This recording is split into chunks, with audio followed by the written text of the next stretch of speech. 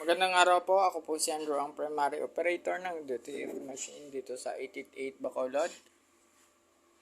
Ito po ang aking printer. Nagamit ito ng 6 na araw. Ito po ang printer head area.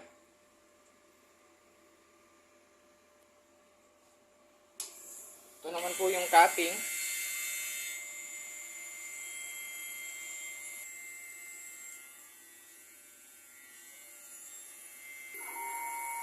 Head clean.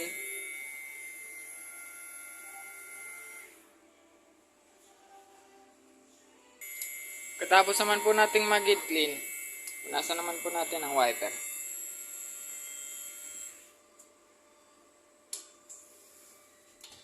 Nozzle check.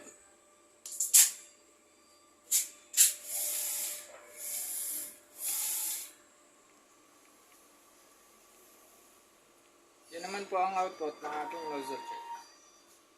Yan naman po ang aking ink tank area. Tama lang po ang ink level nila.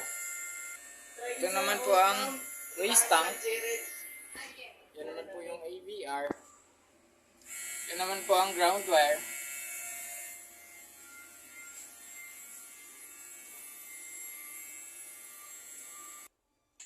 Ito naman po ang aking mga consumables.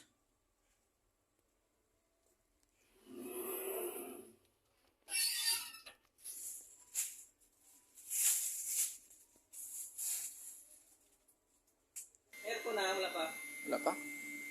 Ito naman po yung aking mga consumables, monitoring, printer daily checklist, then daily production log.